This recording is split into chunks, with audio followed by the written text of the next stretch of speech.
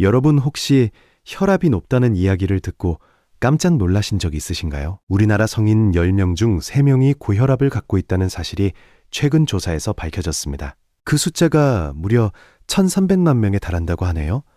병원에 가면 의사 선생님이 이렇게 말씀하시죠. 혈압약은 한번 시작하면 평생 드셔야 합니다.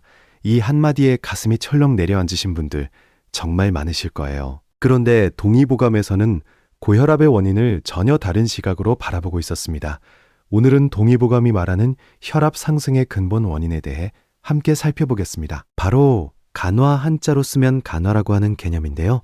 간에 불이 붙었다는 뜻으로 이해하시면 됩니다. 간화가 대체 뭐길래 혈압을 올리는 걸까요?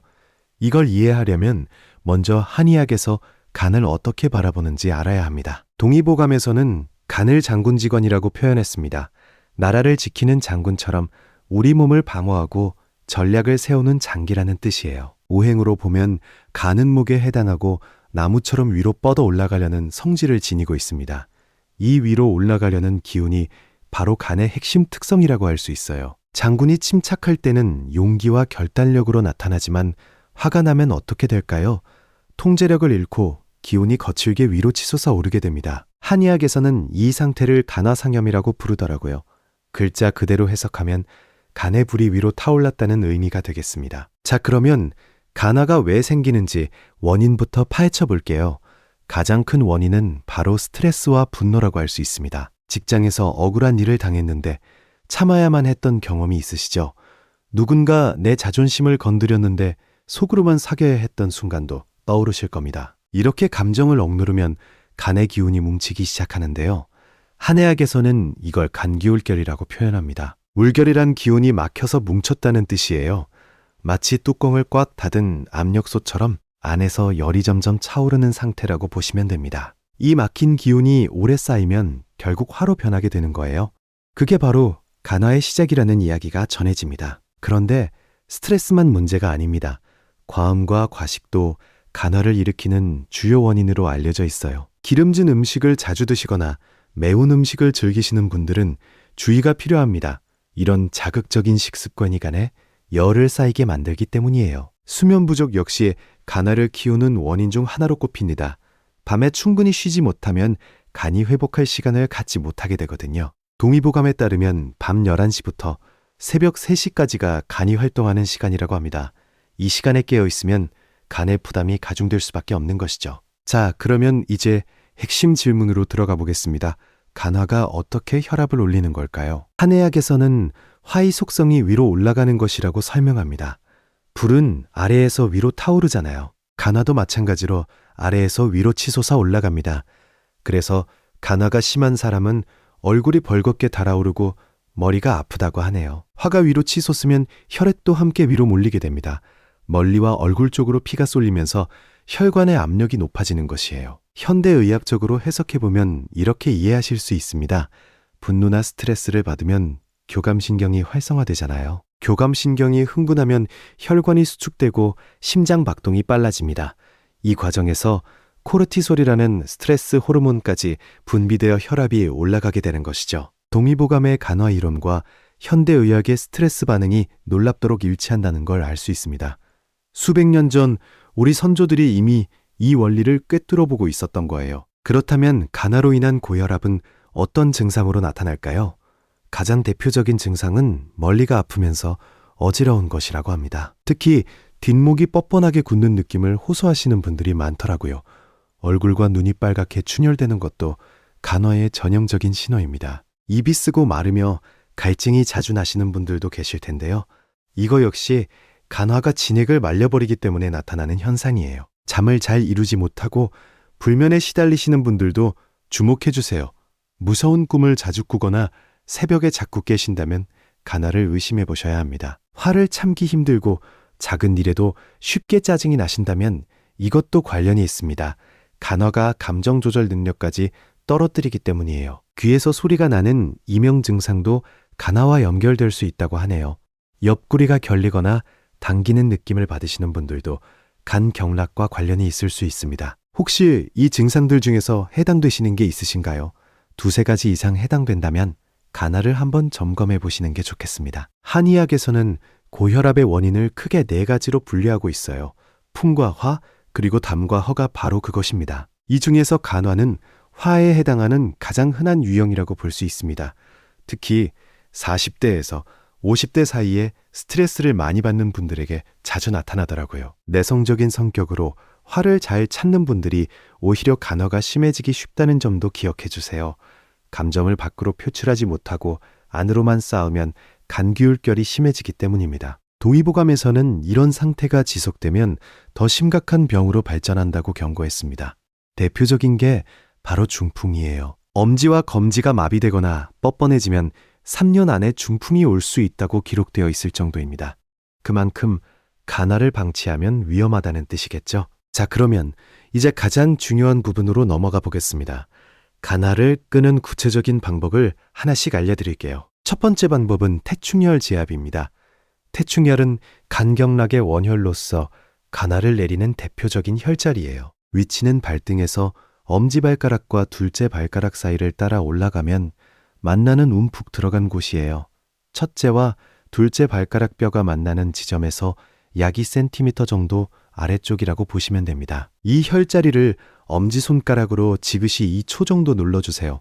하루에 3번 정도 양쪽 발을 번갈아 가며 해주시면 효과가 있다고 합니다. 처음 누르실 때 통증이 느껴지시면 간화가 쌓여 있다는 신호로 볼 수 있어요. 꾸준히 지압하시면 통증이 줄어들면서 간의 열도 함께 내려간다고 하네요. 두 번째 방법은 간화를 내리는 차를 마시는 것입니다. 결명자차가 대표적이에요. 결명자는 이름 자체가 눈을 밝게 해주는 씨앗이라는 뜻인데요. 동의보감에서는 간화를 내려 눈의 충혈과 부기를 치료한다고 기록하고 있습니다. 결명자 5g을 물 1리터에 넣고 끓여서 드시면 됩니다. 혈압을 안정시키고 두통을 완화하는 효과까지 기대하실 수 있어요. 국화차도 간화를 내리는데 아주 좋은 차로 알려져 있습니다. 말린 국화꽃 4송이를 물 300ml에 넣고 1~2분 우려내시면 되겠습니다. 다만 한 가지 주의하실 점이 있어요.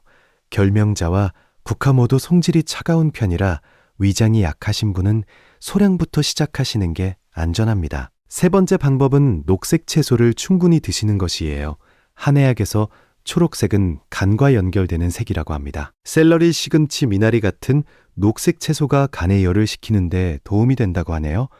특히 미나리는 동의보감에서도 해독작용이 뛰어난다고 기록된 식재료입니다. 헛개나무 열매도 간화에 좋은 음식으로 추천되고 있어요. 술독을 풀어주고 간에 열을 내리는 효과가 있다고 알려져 있습니다. 네 번째 방법은 감정관리를 통해 간화의 근본 원인을 차단하는 것이에요. 아무리 좋은 음식을 먹고 혈자리를 눌러도 화가 계속 쌓이면 소용이 없거든요. 화가 치밀어 오를 때 30초만 참아보시는 연습을 해보세요.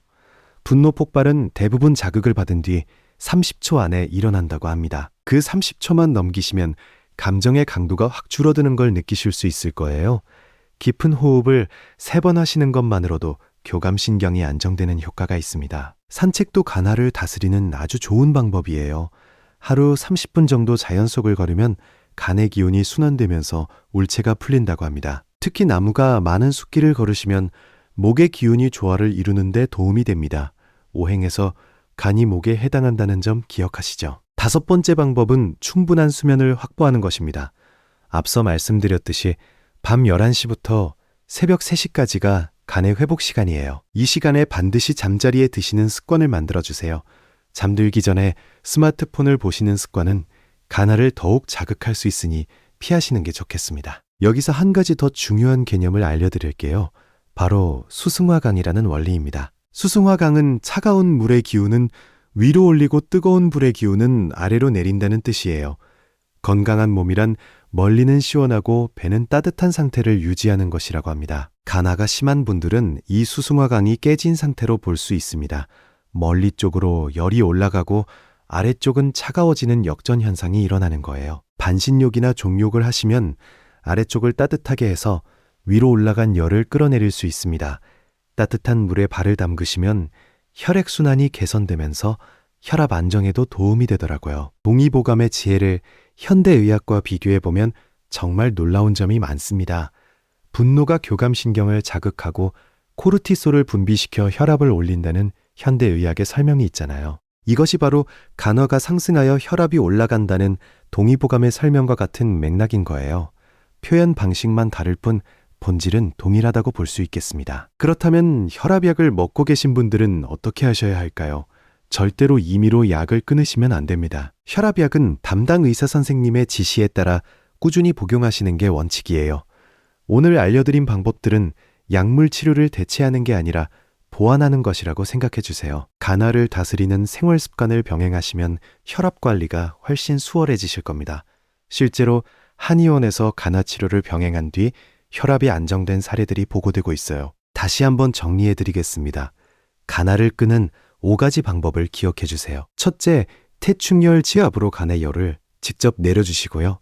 둘째, 결명자차나 국화차로 몸속 확유를 시켜주세요. 셋째, 미나리 샐러리 같은 녹색 채소를 꾸준히 드시고요. 넷째, 감정관리와 산책으로 감기울결을 풀어주세요. 다섯째, 밤 11시 전에 주무시는 습관을 만들어주시면 됩니다. 이 5가지만 꾸준히 실천하셔도 몸의 변화를 느끼실 수 있을 거예요. 동의보감은 단순한 옛날 책이 아닙니다. 우리 조상들이 수천 년간 축적한 인체 관찰의 결정체라고 할 수 있어요. 혈압이 높다고 무조건 약에만 의존하시기보다는 왜 혈압이 올랐는지 근본 원인을 찾아보시는 건 어떨까요? 간화라는 키워드가 그 해답의 실마리가 되어줄 수 있을 것입니다. 오늘 영상이 여러분의 건강에 작은 도움이라도 되셨길 바라면서 마무리하겠습니다.